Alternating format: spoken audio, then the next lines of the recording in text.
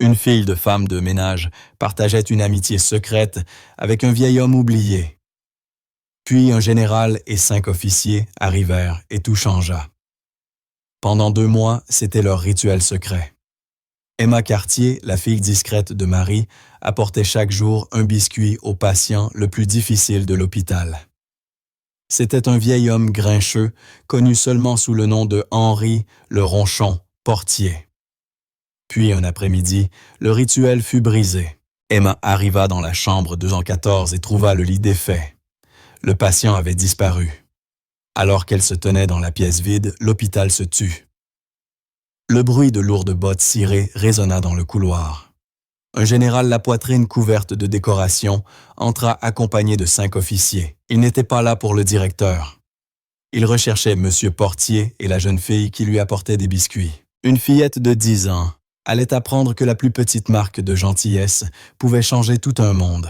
Emma tenait fermement le petit paquet en papier ciré, mais l'homme à qui elle le portait n'était plus là. L'odeur d'eau de javel et de cire flottait dans l'air, un parfum aussi familier pour Emma que celui de sa propre maison. Mais aujourd'hui, quelque chose n'allait pas. Elle se tenait dans l'encadrement de la porte de la chambre 214. Le lit était vide. Ce n'était pas seulement vide, il était défait. La fine couverture blanche avait disparu. Les draps avaient disparu. L'oreiller bosselé, dont se plaignait toujours Henri, avait disparu. Il ne restait qu'un matelas, en vinyle, pâle nu et triste. « Monsieur Portier » murmura-t-elle. Aucune réponse. Le râle rauque qu'il émettait toujours lorsqu'elle entrait pour la première fois manquait. La pièce était silencieuse. Le cœur d'Emma fit un étrange petit bond. Elle entra ses baskets crissant sur le lino. Le petit biscuit au raisin dans le paquet devint soudain lourd. « Emma, que fais-tu là-dedans? » Emma sursauta. Sa mère Marie Cartier se tenait dans l'embrasure de la porte. Elle portait son uniforme bleu clair de femme de ménage. Ses cheveux étaient attachés en un chignon serré, et son visage portait les lignes familières d'une longue journée. Elle tenait un paquet de draps propres et ne semblait pas contente. « Je t'avais dit de ne pas déranger les patients », gronda Marie, sa voix plus fatiguée que colérique. « Cette chambre est sur ma liste de nettoyage. Cela signifie, eh bien, qu'il faut la préparer. » « Mais où est-il allé? » demanda Emma d'une petite voix. « Est-il rentré chez lui? » L'expression de Marie s'adoucit. Elle posa les draps sur le chariot en métal dans le couloir. Elle savait combien Emma aimait l'homme grincheux de la chambre 214. « Ma chérie, je ne pense pas qu'il soit rentré chez lui. » Monsieur Portier était très âgé, très malade. Parfois, il n'atteint pas la fin. Un nouveau bruit résonna au bout du long couloir carrelé. C'était un bruit sec et dur. Ce n'était pas le son doux des pas des médecins, ni le grincement des chaussures d'une infirmière. C'était le bruit de lourdes bottes cirées. Marie repoussa Emma dans l'encadrement, sa main posée protectrice sur l'épaule de sa fille. Duval, le directeur de l'hôpital, apparut le premier. C'était un petit homme qui semblait généralement embarrassé. Aujourd'hui, il paraissait terrifié. Il marchait presque à reculons, se frottant les mains nerveusement. Derrière lui, 6 hommes entrèrent dans le couloir. Ils avançaient comme un seul corps. L'homme en tête était grand et large. Il portait un uniforme militaire vert foncé si parfaitement repassé qu'il aurait presque pu couper le verre. Sa poitrine était un arc-en-ciel de rubans et de médailles. Une étoile argentée scintillait sur chaque épaule. Son visage était de pierre, ses yeux clairs et perçants ne laissaient rien échapper. Derrière lui, 5 autres officiers suivaient à pas silencieux parfait. Tous portaient leur uniforme de parade. Ils faisaient paraître les murs vert pâle de l'hôpital Saint-Jude petits et ternes. L'hôpital se tut. Une infirmière poussant un chariot de médicaments s'immobilisa. Un agent hospitalier arrêta de passer la serpillière. Les hommes s'arrêtèrent juste devant la chambre 214. Le grand homme, le général, regarda M. Duval. Sa voix était profonde et claire, un commandement qui emplissait tout le couloir. Vous êtes le directeur. Oui, général Sinclair, monsieur, balbutia monsieur Duval. Nous sommes honorés. Nous ne nous y attendions pas. Je ne suis pas ici pour des honneurs, coupa le général. Son regard parcourut la zone, il vit Marie dans son uniforme et Emma se cacher derrière elle. Je suis ici pour monsieur Henri Portier. Monsieur Portier est décédé paisiblement ce matin, monsieur, dit rapidement monsieur Duval. Nous l'avons déjà déplacé. Enfin, nous avons commencé le processus. La mâchoire du général se crispa une seconde. Il hocha brièvement la tête, comme pour valider un rapport. Je comprends. Alors je suis ici pour exécuter ses dernières directives. J'étais son avocat. Il regarda au-delà du directeur, ses yeux se posant sur Emma. Marie sentit la main de sa fille agripper son uniforme. Elle essaya de la tirer derrière elle, mais le général l'avait déjà vue. « On m'a dit qu'il avait une visite », dit le général Sinclair. « Une jeune fille, celle qui lui apportait des biscuits. » Monsieur Duval avait l'air confus. « Monsieur, je n'ai aucun enregistrement. C'est juste la fille de la femme de ménage. Elle n'était pas censée. »« Est elle ?» exigea le général. Sa voix n'était pas cruelle, mais elle était absolue. Il fit un pas en avant, et Marie Cartier, une femme qui gagnait sa vie en nettoyant les sols, se retrouva face à face avec un général de brigade. Ses yeux bleus perçants se posèrent sur la fille de 10 ans de Marie aux cheveux blonds. « Jeune demoiselle, » dit-il, sa voix étonnamment douce, mais portant toujours le poids du commandement. « Es-tu la fille qui a rendu visite à Henri Portier? » 2 mois plus tôt, l'hôpital Saint-Jude, service des anciens combattants, était devenu la prison de l'après-midi d'Emma. Ce n'était pas un mauvais endroit. Ce n'était pas un hôpital moderne et étincelant comme à la télévision. C'était un vieux bâtiment en briques qui sentait l'eau de Javel, le bouillon de poulet et quelque chose de vaguement métallique. C'était un lieu de calme, de longs couloirs et d'hommes qui ressemblaient à des photographies fanées. Depuis 1 an depuis le départ de son père, Marie Cartier travaillait en double poste. Elle nettoyait les chambres de l'hôpital Saint-Jude de 7 heures à 15 heures. Ensuite, Emma prenait le bus depuis l'école pour la rejoindre.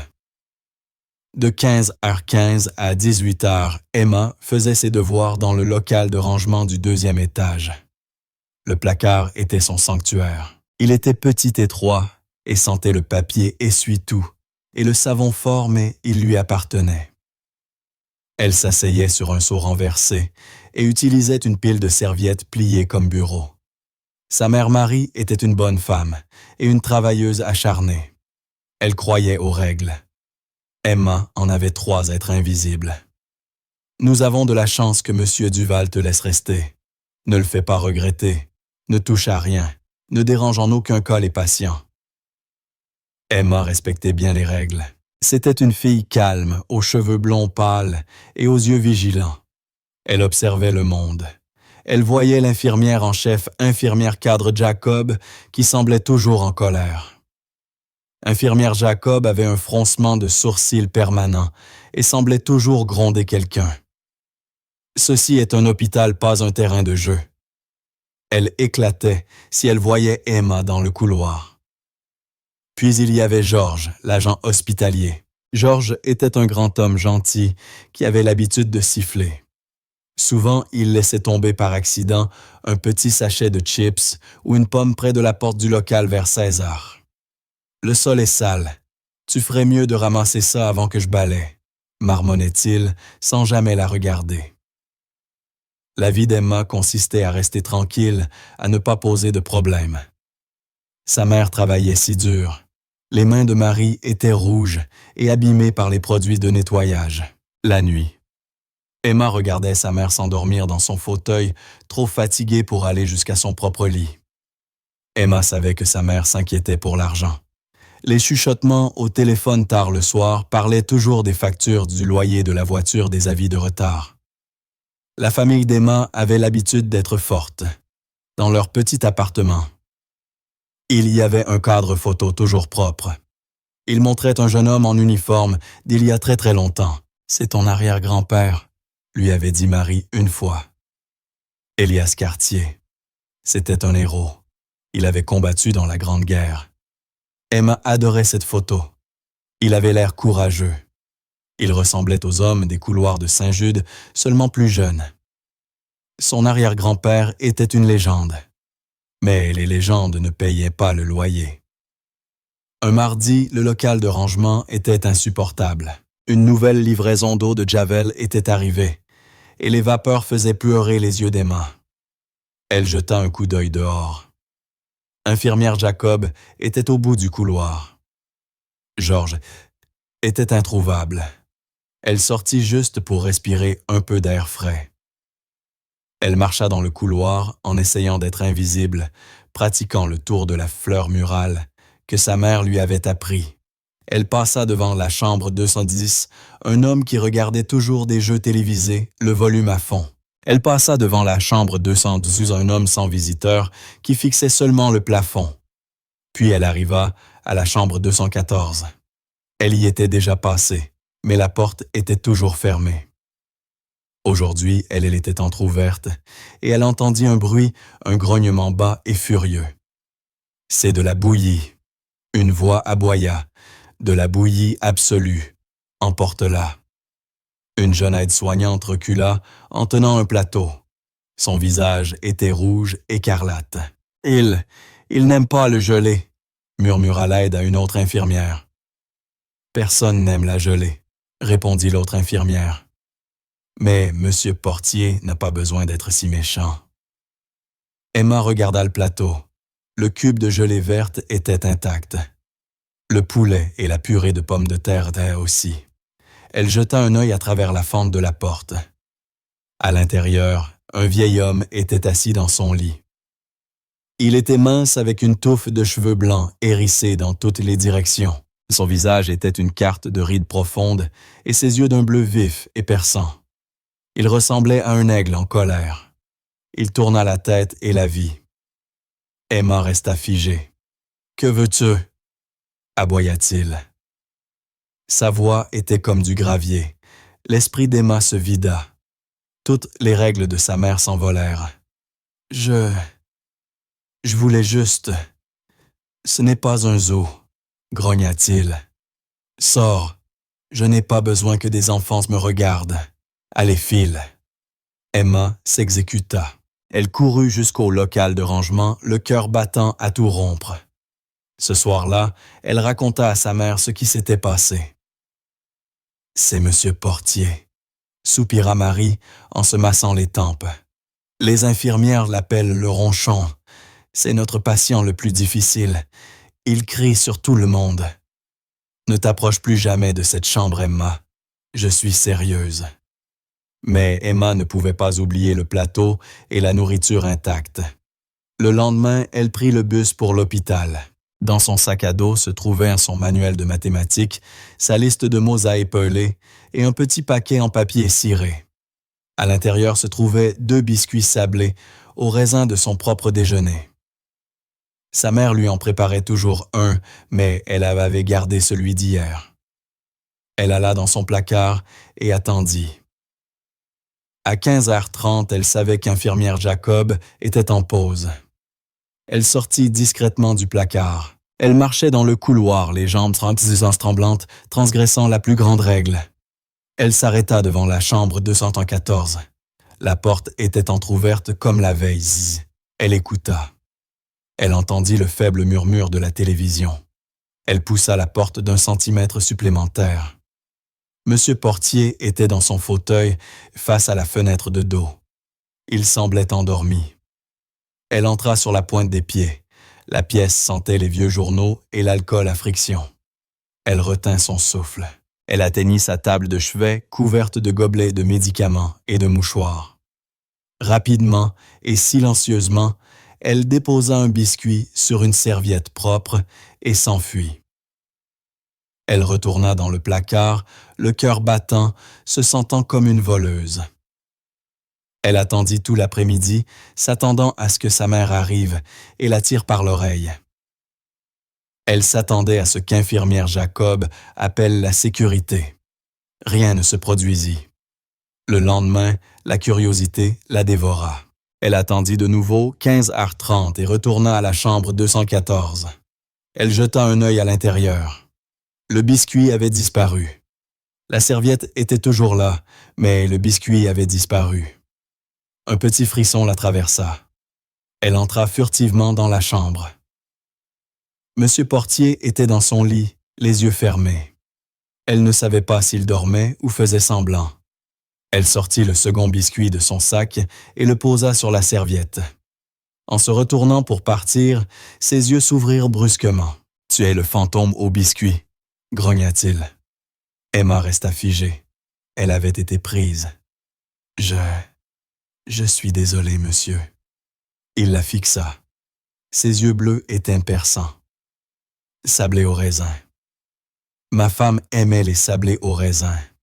Moi, je suis plutôt chocolat, dit-il. Oh, répondit Emma déçue. Je n'ai que des sablés au raisin. Il tendit une main tremblante et tacheté vers la table. Ses doigts étaient gonflés aux articulations. Il manipula maladroitement le biscuit, ses doigts semblant raides et maladroits. Il parvint enfin à le porter à sa bouche et prit une bouchée. Il mâcha longuement. Emma resta près de la porte, incertaine de rester ou de partir. « Il est sec, » dit-il. « Ma mère dit qu'il ne faut pas les tremper, mais je trouve que c'est meilleur dans le lait, » proposa Emma. « Le lait est pour les veaux, » murmura-t-il. Mais il prit une autre bouchée. Il mangea tout le biscuit. « Eh bien, » dit-il en brossant les miettes de sa mince blouse d'hôpital. « Ne reste pas planté là. Tu laisses passer un courant d'air. » C'était un renvoi, mais pas un file. Emma acquiesça. « Oui, monsieur. » Elle partit. Cela devint leur rituel secret. Chaque jour à 15h30. Emma lui apportait un biscuit, parfois un sablé au raisin, parfois, si sa mère avait un peu d'argent, pour pâtisser un biscuit au chocolat acheté à la cafétéria. Il ne disait jamais « merci ». Au lieu de cela, il se plaignait. Celui-ci est trop dur, celui-là est trop mou. Tu sais combien de sucre il y a dedans. C'est du poison. Mais il les mangeait toujours. Il commença à lui parler pas de lui-même, pas de la guerre. Il lui demandait l'école. Que t'enseigne-t-il? Tu apprends la division longue. Oui, monsieur. Perte de temps. Personne n'utilise la division longue. Tu as une calculatrice. Et cette infirmière Jacob? Il demandait. C'est un dragon, n'est-ce pas? Répondit Emma. Elle est juste très stricte. Elle est trop tendue. Elle a besoin d'un biscuit. Emma apprit des choses sur lui par petits morceaux. Elle apprit qu'il détestait la couleur verte. Il aimait le baseball, mais seulement les anciens matchs. Et il détestait qu'on l'appelle Henri. « Je m'appelle Hank », lui dit-il. « Seuls les médecins et les collecteurs d'impôts m'appellent Henri. » Un jour, infirmière Jacob faillit la surprendre. Emma était juste en train de tendre le biscuit à Hank lorsque l'ombre de l'infirmière tomba sur l'encadrement. « Mademoiselle Cartier », dit infirmière Jacob, d'une voix aiguë. Emma resta figée. La main de Hank, qui avait atteint le biscuit, se retira brusquement. « Ta mère te cherche. Tu n'as pas à être dans cette chambre. Les patients ne sont pas un spectacle. Monsieur Portier a besoin de repos. » « Elle va bien, » grogna Hank depuis son lit. « Elle ne fait de mal à personne. C'est la politique de l'hôpital M. Portier. Pas d'enfants non accompagnés. Maintenant, Emma va. » Emma regarda Hank. Il la regarda. Puis il détourna le regard vers la fenêtre. Il semblait petit. Emma s'enfuit le visage brûlant de honte. Sa mère l'attendait. « Emma, que t'ai-je dit? Que t'ai-je dit? » La voix de Marie tremblait. Infirmière Jacob se tourna vers M. Duval. Elle dit « Je ne peux pas contrôler mon enfant. Vous êtes une responsabilité. Tu sais ce que ça veut dire? Cela signifie que je pourrais perdre mon travail. » « Je suis désolée, maman, » murmura Emma, les yeux piqués de larmes. « C'est juste, il a faim. Il ne mange pas la nourriture. » « Ce n'est pas ton problème, » dit Marie, la voix montant légèrement. Puis elle vit le visage d'Emma et sa colère fondit en pur épuisement. Elle s'agenouilla et posa ses mains sur les épaules d'Emma. « Ma chérie, je sais que ton cœur est bon. C'est la meilleure chose chez toi. Mais ce monde n'est pas tendre avec les gens au bon cœur. Nous ne pouvons pas nous permettre des ennuis. Nous devons être invisibles. Tu comprends? » Emma acquiesça. « Prépare plus de biscuits. » Le lendemain, 15H30 passa et Emma resta dans son placard.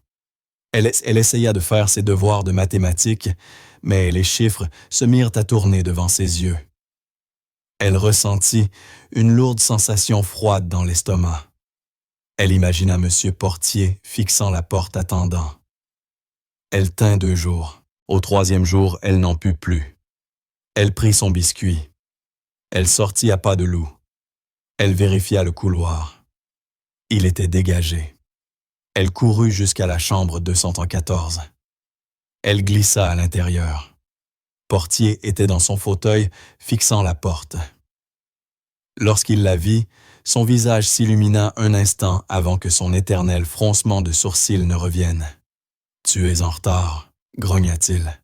« Je suis désolée », dit-elle en lui tendant le biscuit. « Ma mère, j'ai eu des ennuis. »« Ouais, eh bien, les ennuis font partie de la vie. » Il prit le biscuit. Ses mains tremblaient plus que d'habitude. Il essaya de le lever, mais ses doigts malhabiles laissèrent tomber le biscuit sur ses genoux. Il émit un petit juron de colère. Il tenta de le reprendre, mais ses articulations enflées ne coopéraient pas. Il sembla vaincu. Sans réfléchir, Emma fit un pas en avant. Elle ramassa le biscuit. « Tiens, » dit-elle doucement. Elle le porta à sa bouche. Il la fixa. Ses yeux bleus féroces semblaient s'humidifier. Il détourna le regard gêné, mais se pencha en avant et prit une petite bouchée. Ils restèrent ainsi 1 minute, cette fillette de 10 ans et cet homme de 84 ans, alors qu'elle lui tenait patiemment son biscuit. Quand il eut fini, il se racla la gorge. Il se pencha vers sa table de chevet. Il fouilla dans le tiroir et en sortit quelque chose. Il le pressa dans sa main. C'était une pièce. Elle était lourde et pas du tout comme un quart de dollar. Elle avait un motif raffiné. « J'ai trouvé ça, » grogna-t-il. « Je n'en ai pas besoin. Allez, prends-la. » Un échange pour les biscuits. Emma la regarda. Elle était magnifique. « Merci, monsieur Portier. Ne me remercie pas. Ce n'est qu'un morceau de métal. » Il se tourna vers la fenêtre et elle comprit qu'elle était dispensée. C'était hier. Et aujourd'hui, Emma était assise sur le siège en cuir souple, les jambes trop courtes pour toucher le sol. Elle fixait l'arrière du chauffeur. Il portait un costume noir et ne disait pas un mot. Sa mère était assise à côté d'elle raide comme une planche. Marie triturait nerveusement un fil lâche sur son uniforme. Elle avait essayé de rentrer chez elle pour se changer, mais le général Sinclair avait été poli mais ferme. « Il n'y a pas le temps, Madame Cartier. Nous pourrons arranger vos affaires plus tard. » Le général Sinclair était assis sur le siège en face. Il n'était pas méchant, mais entièrement concentré sur sa mission. Il n'avait pas parlé depuis qu'ils étaient dans la voiture. Les 5 autres officiers étaient dans 2 autres voitures noires, une devant eux et une derrière. On se serait cru dans un défilé, mais un défilé secret et effrayant. « Où allons-nous » demanda enfin Marie, la voix tremblante. « Si c'est pour une facture, je promets que M. Portier n'a jamais manqué de rien sauf nous. »« Madame Cartier, » dit le général d'une voix calme et basse. « Il ne s'agit pas d'une facture. Détendez-vous, Henri. » M. Portier était un homme très particulier. Il avait pris des dispositions finales et très spécifiques et que certains qualifieraient d'inhabituelles. Il regarda Emma. « Il m'a parlé de toi, tu sais. » Emma leva les yeux surprise. « Oui, il l'a fait. » Un très léger sourire effleura les lèvres du général. « Il t'a appelé le quartermaster. »« Le fantôme au biscuit, » murmura Emma. « Oui, cela aussi. » Il dit que tu étais la seule personne dans tout l'hôpital à ne pas avoir peur de lui. Il était juste triste, dit Emma, et ses mains lui faisaient mal. Les yeux du général s'écarquillèrent un instant. Il regarda Marie. « Madame, votre fille est très observatrice. » La voiture ralentit. Il se trouvait dans un quartier de la ville qu'Emma n'avait jamais vu. Les bâtiments étaient hauts et en verre. La voiture entra dans un garage privé sous l'un des plus hauts immeubles. Le général les conduisit à un ascenseur privé. Il monta vite et silencieusement. Les portes s'ouvrirent sur un bureau, mais ce n'était pas un bureau. C'était une pièce si vaste qu'elle ressemblait au hall d'un hôtel. Tout était en bois sombre, tapis épais et livres reliés en cuir. Une immense fenêtre donnait sur toute la ville. « Veuillez vous asseoir », dit le général en désignant deux petites chaises antiques. Marie et Emma s'assirent. Elles paraissaient minuscules dans cette pièce immense. « Général Sinclair, » dit Marie. « S'il vous plaît, je suis une personne simple. » Tout ceci est beaucoup. De quoi s'agit-il exactement? Le général se tint près de son immense bureau. « Marie, puis-je vous appeler Marie? »« Je m'appelle Robert. J'étais l'avocat d'Henri. »« Oui, mais j'étais aussi son ami. J'étais son dernier lien avec son ancienne vie. » Il prit une profonde inspiration. Henri Portier n'était pas un homme pauvre. Il n'était pas seulement un soldat oublié. En réalité, c'était l'un des hommes les plus riches de tout le pays. Après son retour de la guerre, il avait bâti un empire dans le transport maritime et la logistique. La mâchoire de Marie tomba, mais il était à l'hôpital Saint-Jude dans une chambre ordinaire, portant sa simple chemise de patient en papier fin. Il détestait sa famille. Le général prononça ces mots durs et froids. Il avait un fils qui lui avait donné 2 petits-enfants. Ce sont des déceptions. Il le considérait comme un compte bancaire ambulant. Il voulait son argent, mais pas lui. Il ne lui rendait visite depuis 5 ans. Il y a 2 ans, Henri avait donc pris une décision radicale. Il avait liquidé tous ses biens.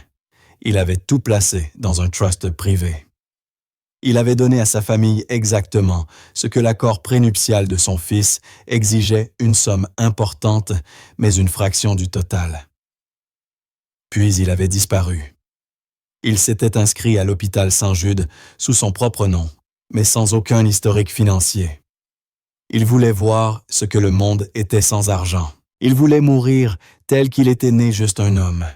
Il cherchait une seule personne, dit le général, la voix pleine d'émotion, testant le monde. Il cherchait quelqu'un qui serait gentil avec lui, sans attendre de récompense. Il regarda Emma. « Et toi, petit quartermaster, tu lui as apporté un biscuit. » Le général ouvrit un épais dossier relié en cuir posé sur son bureau. Henri était un soldat. Il ne croyait pas au testament long et fleuri. Il avait rédigé ce qu'il appelait des ordres post-opération. Simple et inattaquable. Il sortit une seule feuille de papier. Il ne laissait rien à sa famille. Il me laissait ce bureau et une demande de garder un œil sur les affaires.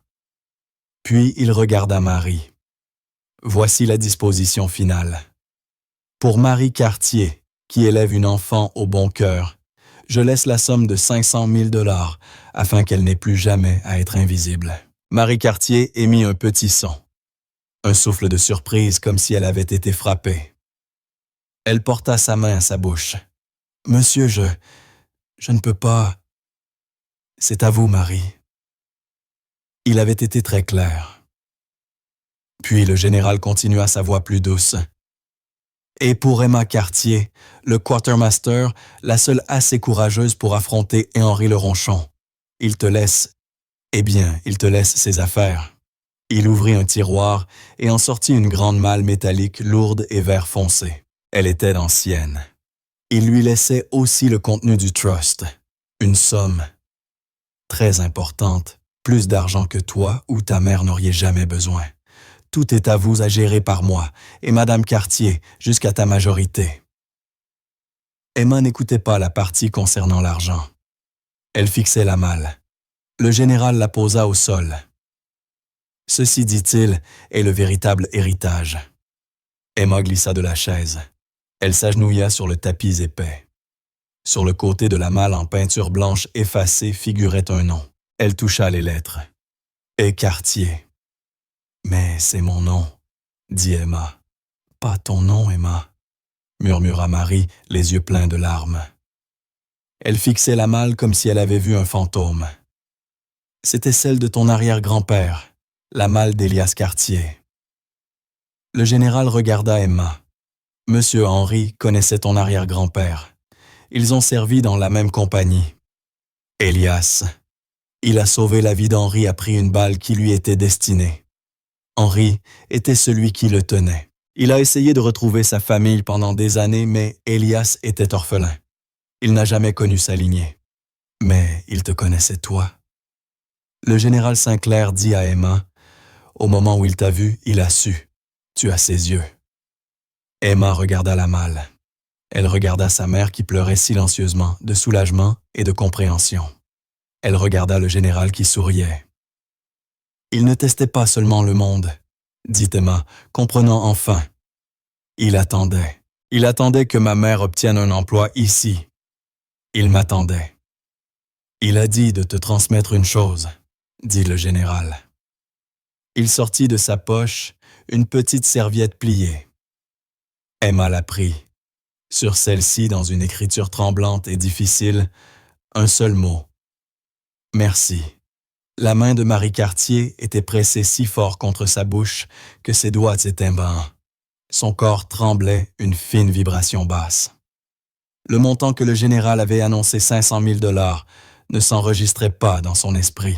C'était un chiffre de loterie, un chiffre de télévision. Ce n'était pas un chiffre pour elle. Marie Cartier, une femme qui avait mesuré sa vie en bouteilles d'eau de Javel et en tickets de bus.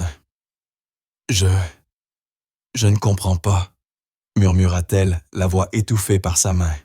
« Monsieur, c'est une erreur. Je ne peux pas accepter.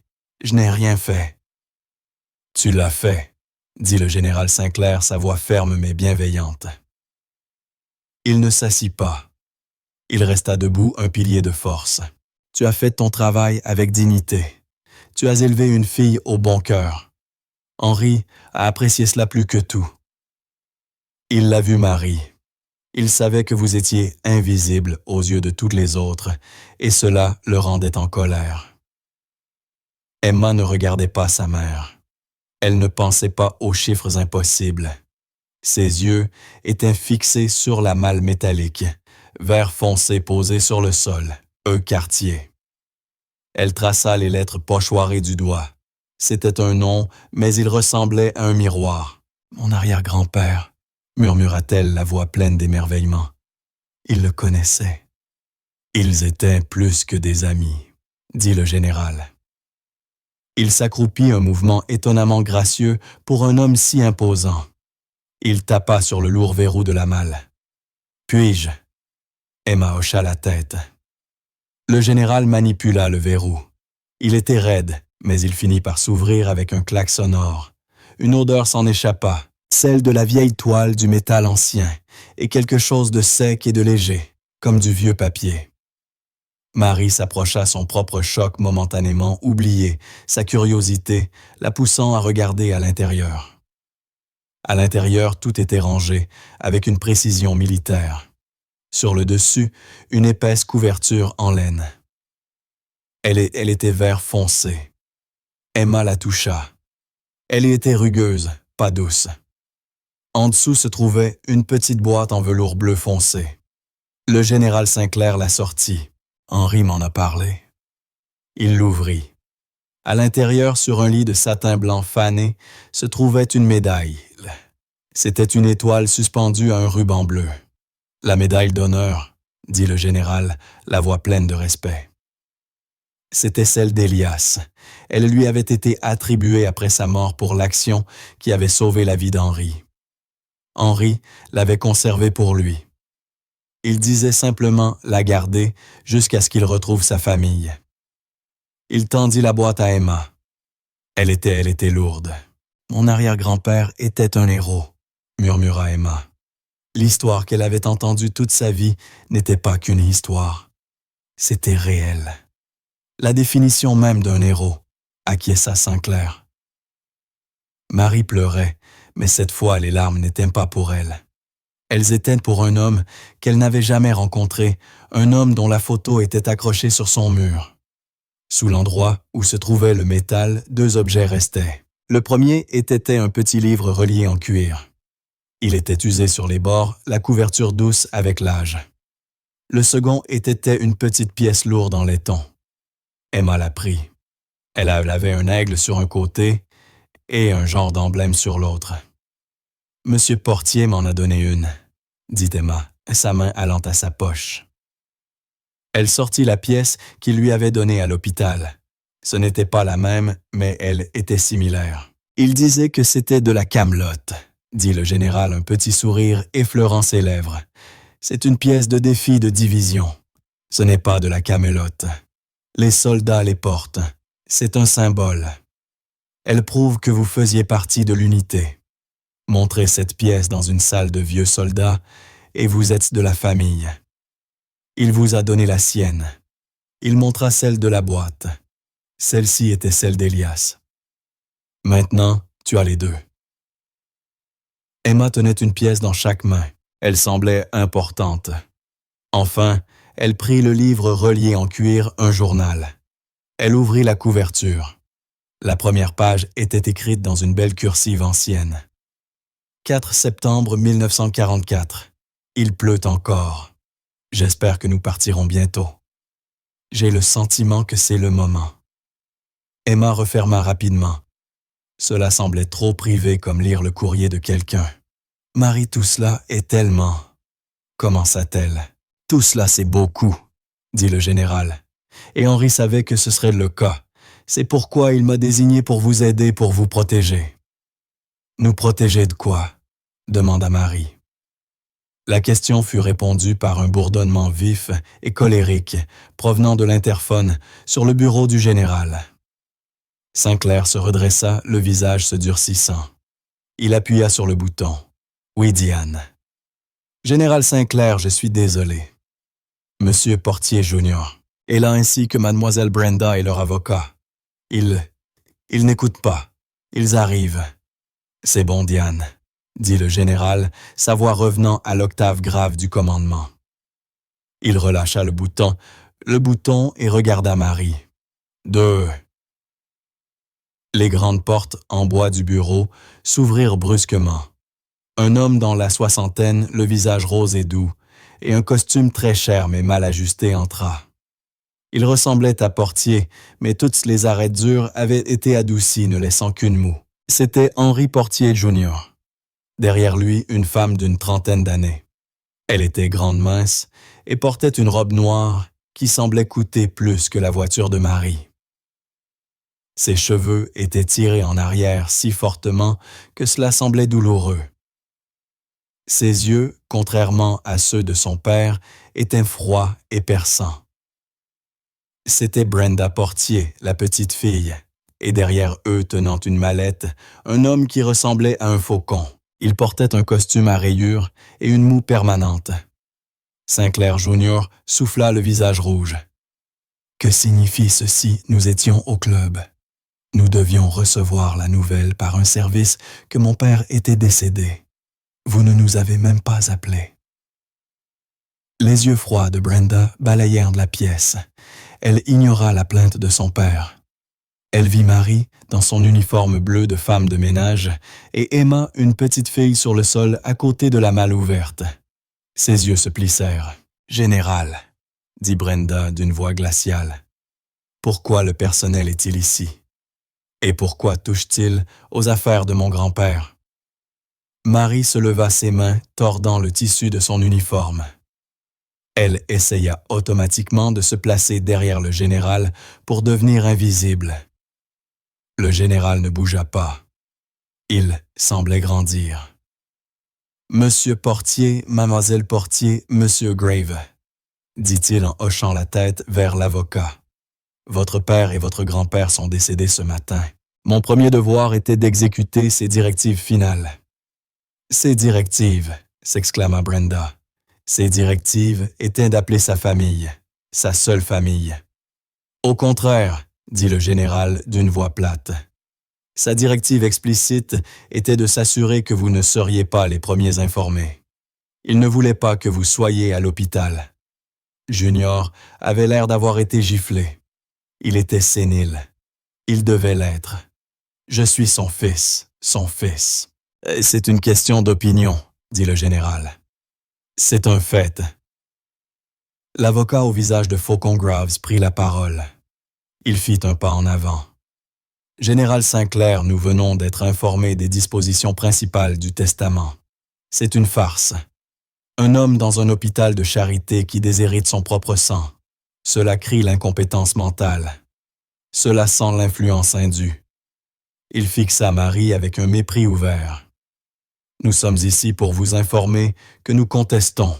Nous allons geler tous les actifs en attendant une évaluation complète de l'état mental du défunt et nous allons interroger tous les impliqués. La menace était claire. Elle visait directement Marie. « Je n'ai pas... » commença Marie la voix aiguë. « Ma fille... » « Votre fille, » dit Brenda en avançant. Ses yeux étaient pleins de venin. « Oui, parlons-en. Comme c'est commode. Mon grand-père, un milliardaire, devient soudain ami avec la fille d'une femme de ménage. Combien lui avez-vous payé pour pleurer, à son chevet? Combien de biscuits avez-vous forcé à ce vieil homme? »« Je n'ai pas... » cria Emma. Elle était maintenant debout, le métal encore dans sa main. « Il était mon ami. Il détestait le flanc. »« Silence, enfant !» cria Junior en agitant la main. « Ceci, c'est une affaire d'adulte. »« Tais-toi !» hurla Emma. La force soudaine de sa voix choqua tout le monde. Même le général la regarda avec un nouveau respect. Emma n'était pas avocate. Elle n'était pas riche. Mais elle avait 10 ans et sa boussole morale était simple. Ces gens étaient mauvais. Ce sont des tyrans. « Vous êtes des déceptions, » dit-elle d'une voix claire dans le bureau silencieux et luxueux. La bouche de Junior s'ouvrit. Le visage de Brenda passa de froid à une rage blanche et brûlante. Elle ajouta pointant du doigt. « Il a dit que vous ne vouliez que son argent. Il a dit que vous n'êtes jamais venu. Il avait raison. Vous ne l'étiez pas. » J'étais là. Il était tout seul. Il était juste triste et ses mains lui faisaient mal. Mais vous ne le saviez pas. Vous n'étiez pas là.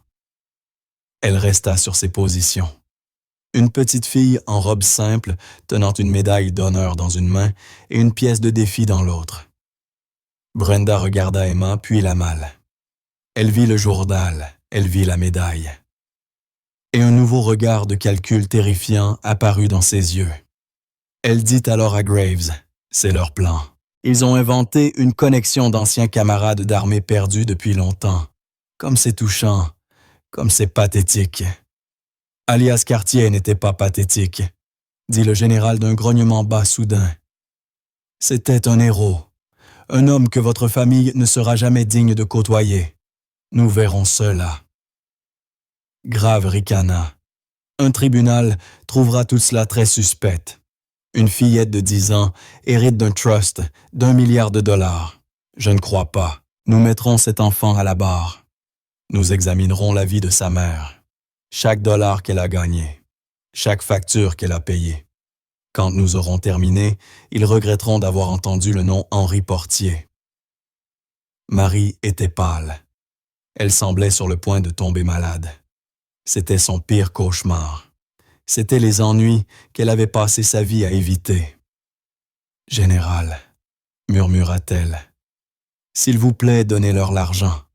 Je ne le veux pas. Je ne veux rien de tout cela.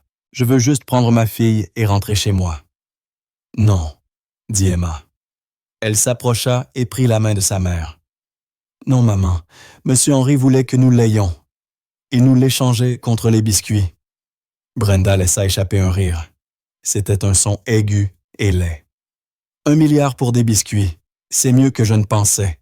Nous la ferons déclarer simple d'esprit. C'est un jeu d'enfant. Cela suffira. Le général Sinclair rugit. Le commandement dans sa voix était absolu. C'était la voix d'un homme qui avait envoyé des hommes au combat. Les portiers et leur avocat se turent. Monsieur Graves, vous déposerez vos motions, et je déposerai mes réponses, mais vous ne menacerez pas mes clients. Vous ne menacerez pas un enfant de 10 ans dans mon bureau. Il désigna Marie et Emma. Ces deux personnes sont les principales bénéficiaires de la succession d'Henri Portier. En tant que telles, elles sont mon unique priorité. Henri, mon client, savait que vous feriez cela. Il n'était pas un homme stupide. Il était en fait préparé. Il regarda le journal en cuir dans la main d'Emma. Ce journal, ricana Brenda. Un journal d'un homme décédé datant de 1944. C'est sans importance. Vous vous trompez, dit le général. Henri était un homme méticuleux. Il savait qu'un conflit allait survenir. Il savait que vous prétendriez qu'il était sénile. Il savait que vous prétendriez qu'il avait subi une influence indue. Alors il avait préparé une défense. Il regarda Emma. Emma regarde encore le journal. L'autre. Emma parut confuse. Il y a juste... Oh! Caché à l'intérieur de la couverture en cuir de l'ancien journal se trouvait un autre livre. Un simple cahier à spirale, bon marché du genre que Emma utilisait pour l'école. Elle le sortit. Cela dit, le général est le journal d'Henri, celui qu'il écrivait à Saint-Jude. Il regarda Brenda. C'est sa propre déposition, un registre quotidien. Il notait chaque jour passé dans cet hôpital ce qu'il mangeait, quelle infirmière était de service, ce qu'il regardait à la télévision et surtout qui venait lui rendre visite. Le général se dirigea vers son bureau. Il le faisait notarier chaque semaine par un notaire privé que j'avais mandaté. C'est un document légal, un registre de 2 ans, attestant de sa pleine lucidité et de votre abandon total. C'est l'arsenal, comme il l'appelait. C'est ce que nous présenterons au tribunal. Le visage de Brenda Portier était un masque de haine. Elle n'avait aucune réponse. Alors le général dit, « Cette réunion est terminée. La sécurité vous raccompagnera. » Le trajet depuis le bureau du général se fit dans le silence. Marie et Emma étaient assises à l'arrière de la berline noire. Marie tremblait encore. Emma tenait la malle sur ses genoux. « Je suis désolée, maman, » dit Emma. « Désolée de quoi, ma chérie? »« De nous avoir mis dans l'embarras. »« Pour l'argent. » Marie regarda sa fêle. Elle vit la médaille d'honneur. Elle vit les pièces de défi. Elle vit les journaux. Et elle ressentit une nouvelle force, une force dont elle ignorait qu'elle la possédait.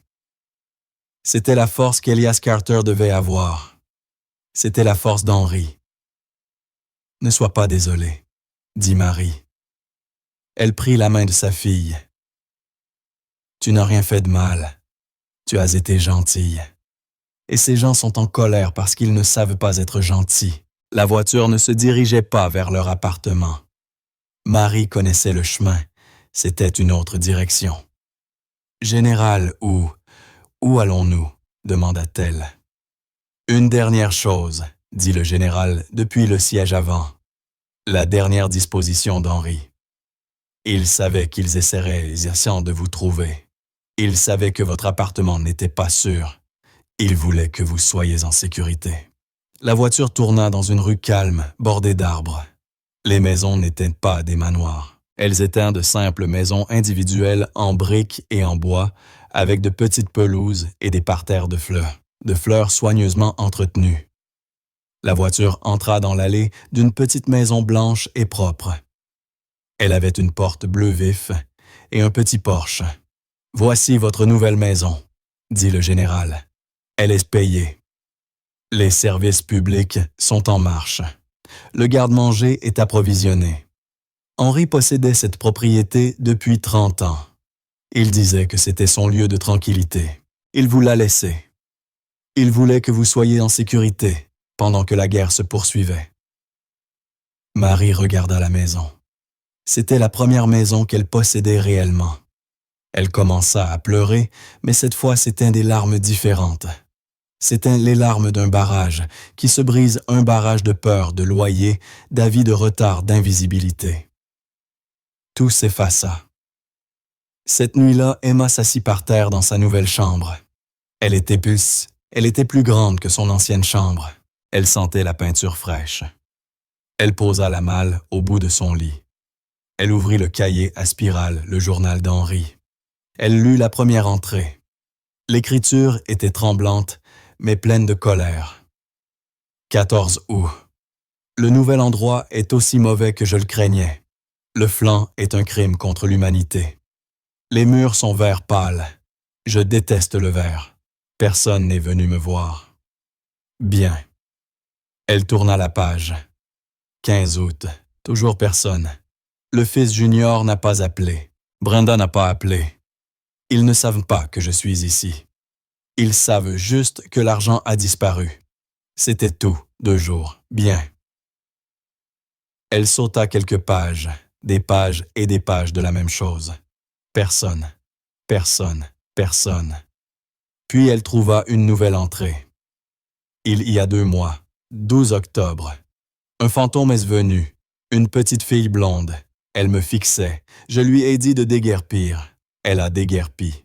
Le lendemain, 13 octobre, le fantôme est revenu. Elle laissa un biscuit à l'avoine et au raisin sec, mais c'était quelque chose. Emma sourit. Elle continua à lire.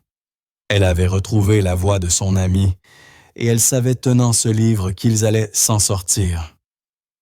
Les semaines qui suivirent furent calmes, mais pas paisibles.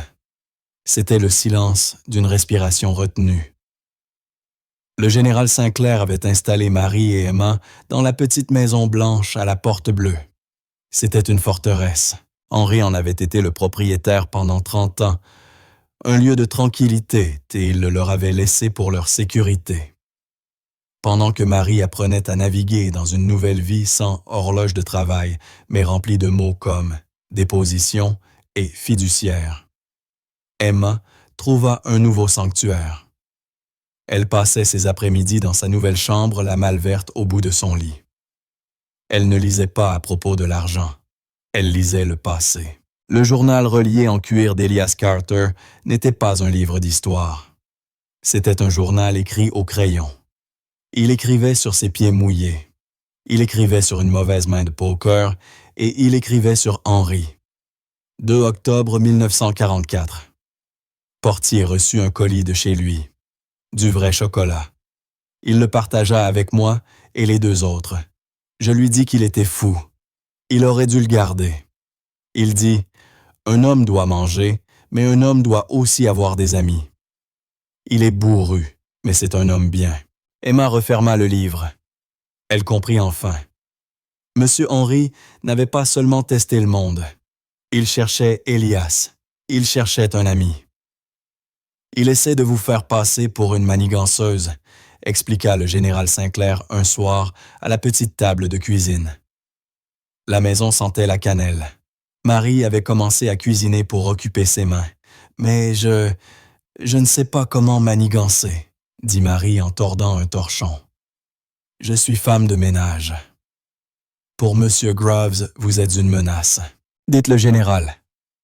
Il a prévu vos dépositions pour la semaine prochaine toutes les 2. Il va essayer de vous effrayer. Il va essayer de vous faire vous contredire. Il va essayer de prouver que vous avez profité d'un vieil homme malade. Mais nous n'avons pas, dit Emma, depuis le sol, sans lever les yeux du journal. Monsieur Henri a utilisé mes biscuits pour trouver un ami. Le général sourit. C'est exactement ce que vous devez dire, Carpmaître. La salle de déposition était froide et sombre. Monsieur Grove, au visage de faucon, était assis à une extrémité d'une longue table polie. Une sténographe était assise à côté de lui. Brenda et Junior étaient assises contre le mur, comme un public amer. Marie était assise en face de Grave avec le général Sinclair à ses côtés. Ses mains tremblaient. « Madame Carter », commença Grave d'une voix mielleuse. Soyons clairs. Vous avez travaillé comme femme de ménage. Aviez-vous l'habitude de fraterniser avec les patients? Je leur disais bonjour, juste bonjour. Graves sourit. Ou cherchiez-vous des patients riches? Objection, dit Sinclair d'un grondement bas. Le statut financier des patients n'est pas public. Notez, ricana Graves. Madame Carter, quand avez-vous découvert pour la première fois que Monsieur Portier était riche? Dans votre bureau, dit Marie d'une voix faible. Après qu'il était parti, je pensais juste que c'était un vieil homme triste. Un vieil homme triste, répéta Graves. Celui que vous avez instruite votre fille de visiter, une fille de 10 ans. Non, je lui avais dit de ne pas y aller. C'était contre les règles. Ah! Grave tapa sur la table. Marie sursauta. Alors elle a enfreint les règles. Comme c'est commode. La fille se faufile pour voir le milliardaire solitaire. Avez-vous répété cette histoire, Madame Carter? Ce n'est pas une histoire, c'est la vérité. La vérité, ricana Graves. La vérité, c'est que vous étiez submergé par les dettes. Avez-vous découvert son fils, sa petite fille? Avez-vous réalisé combien ils étaient décevants à ses yeux? Avez-vous vu votre ouverture? Non, je faisais juste le ménage. Oui, vous le faisiez. Grave la regarda avec mépris. Nous avons fini. Faites entrer l'enfant. Marie se sentit mal, mais le général posa sa main sur son bras. Vous avez bien fait, Marie. Vous avez dit la vérité. Emma entra. Elle n'avait pas peur. Elle s'assit sur la grande chaise, les pieds ne touchant pas le sol. « Bonjour, Emma », dit Graves, sa voix soudainement douce et épaisse. « Je m'appelle Monsieur Graves. Je suis ici juste pour vous poser des questions sur votre ami Monsieur Henry. » Emma hocha la tête. « Vous lui avez apporté des biscuits. Votre maman vous a dit de les lui apporter. »« Non, monsieur. Elle m'a dit de ne pas le faire. Elle avait peur de l'infirmière Jacobs. » Le sourire de Grave faiblit. « Oh, mais vous l'avez fait quand même. »« Pourquoi? »« Parce qu'il avait faim, » dit Emma comme si c'était la chose la plus évidente du monde. « Il a dit que le flanc était infect. Alors je lui ai apporté un biscuit. Et il vous a promis des choses. » Graves se pencha. « Il vous a promis de l'argent. Une nouvelle maison. » Emma le regarda confuse. « Non, pourquoi ferait-il cela? Il n'est pas une banque. C'était juste Monsieur Henry. » Mais il lui avait donné une pièce sans para Graves. Une pièce lourde semblant en or. « Ce n'est pas de l'or, » dit Emma. « C'est une pièce de défi. Il me l'a échangée contre les biscuits. Il vous a échangé. » Grave regarda la sténographe. « Alors vous avez fait un marché. Vous lui avez donné des biscuits. Il vous a donné quoi? Une promesse. » « Objection, » dit Sinclair. « Il déforme les mots de l'enfant. Je cherche juste à comprendre cet échange. » Il dit. La voix d'Emma était claire et stable. « Il a dit que j'étais le quart-maître. Et il a dit qu'il avait retrouvé sa famille. Sa famille. » Graves regarda Brenda et Junior. « Vous voulez dire eux? »« Non, » dit Emma en se désignant elle-même. « Moi. Il a dit que j'étais une quartier comme mon arrière-grand-père. Il a dit que nous étions meilleurs que vous. »« Vous !» cria Junior depuis le fond de la salle, le visage violet. « Silence !» ordonna Graves.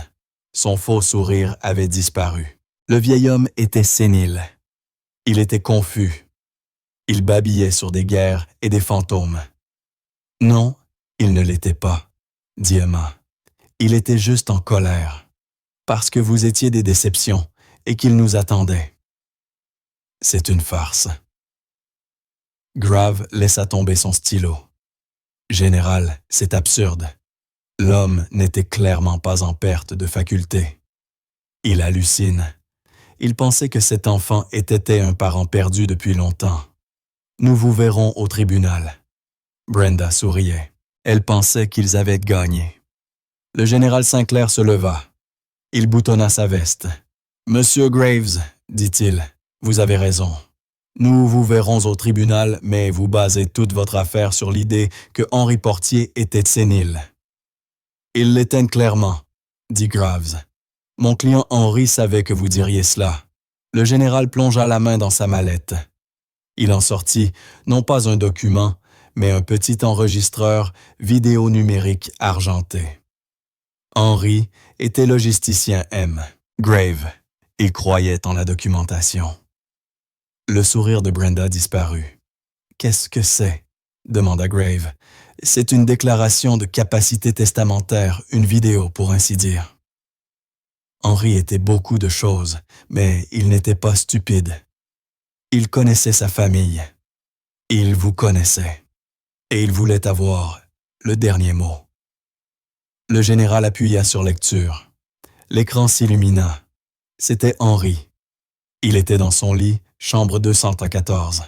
Il portait la fine blouse en papier. Il avait l'air fatigué, mais ses yeux étaient perçants bleu dur comme du verre. « Je m'appelle Henri S. Henri Portier, aboya-t-il sa voix rauque familière. Nous sommes le 28 octobre. Je suis en pleine possession de mes facultés. Mon esprit est clair. » Il toussa. « À mon fils Junior et à ma petite fille Brenda, si vous regardez cela signifie que vous contestez mon testament. Cela signifie que je suis mort et que vous prouvez mon point vous déception, paresseuse et avide. » Junior émit un petit son étranglé. « Je suis sain d'esprit. » Henri continua. « Je ne suis influencé par personne. Je fais un choix. J'ai passé les 2 dernières années à tester le monde, et le monde a échoué jusqu'à ce que le quart-maître arrive. » Il détourna le regard de la caméra comme si quelqu'un était dans la pièce. Il sourit. Un vrai sourire. « Non, dit-il. Je ne suis pas un homme à pépites de chocolat. Je l'ai dit juste pour vous faire revenir. » Il regarda de nouveau la caméra, le visage dur. « L'argent est à moi. L'héritage est à moi. Je donne l'argent à Mary Carter qui méritait une meilleure vie. Je donne la fiducie à Emma Carter, qui est la seule personne à m'avoir montré de la gentillesse depuis une décennie. Elle est une Carter. Elle est le sang d'Elias et elle est meilleure que vous tous. » La vidéo se coupa. La pièce était silencieuse. Monsieur Graves pâlit. Toute son affaire, tout son argumentaire de sottise venait d'être détruit par Henri Portier lui-même. Brenda se leva. Son visage était un masque de haine froide. Elle sortit de la pièce. Junior trébucha derrière elle. Monsieur Graves commença très lentement à ranger sa mallette. « Général, dit-il d'une voix rauque, nous pourrions envisager un règlement. » « Non, dit le général. Nous ne le ferons pas. Nous vous verrons au tribunal. Nous honorerons le dernier souhait de M. Portier qui est de vous voir recevoir exactement ce qu'il vous a laissé. Rien. » L'aile nouvelle de l'hôpital des anciens combattants Saint-Jude fut inaugurée 6 mois plus tard. Elle ne s'appelait pas l'aile Portier. Elle fut nommée l'aile de l'amitié Carter Portier. Les murs n'étaient plus d'un vert malade et fané. Ils étaient d'un jaune chaud et lumineux. Le flanc avait disparu remplacé par un vrai chef. Les infirmières, y compris l'infirmière Jacobs, avaient un nouvel équipement et un fonds de bourse pour leurs enfants. Mary Carter se tenait au podium. Elle portait une simple robe bleue. Elle était au conseil d'administration. Elle était nerveuse, mais ne tremblait pas. « Je m'appelle Mary Carter », dit-elle. « J'ai travaillé ici autrefois. Mon travail était de nettoyer ces sols. Mon travail était d'être invisible. » Elle regarda la foule. Elle vit Georges, l'infirmier, sourire. Elle vit le général Sinclair se tenir droit. « Un homme que je connaissais, » continua-t-elle. « Un homme nommé Henri. Il m'a vu. Il a vu ma fille. Il nous a appris que la gentillesse n'est pas une faiblesse. Cette aile n'est pas une question d'argent. Il s'agit d'un échange, un biscuit, contre une amitié. Aujourd'hui, nous ouvrons cette aile pour lui rendre hommage et pour honorer chaque vétéran ici. » Plus tard, Emma s'assit dans ce qui avait été la chambre 214. Ce n'était plus une chambre de patient, mais une bibliothèque remplie de fauteuils confortables et de bons livres. Le coffre vert d'Elias Carter était dans le coin partie permanente de la pièce.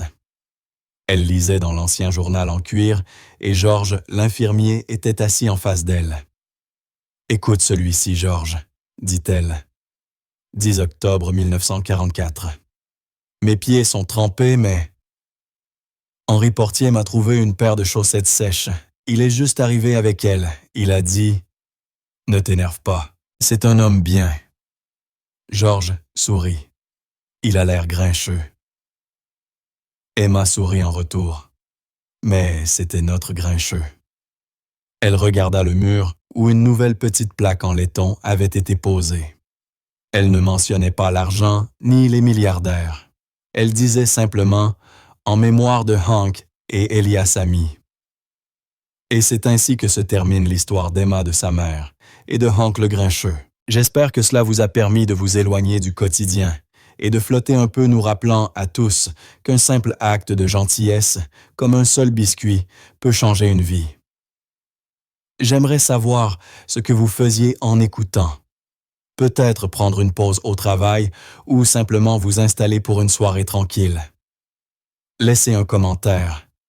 Je lis vraiment tous les messages. Quelle a été votre partie préférée? Et si vous voulez vous assurer que nous nous recroisons, likez et vous abonner fait une énorme différence. Merci d'avoir écouté et à la prochaine.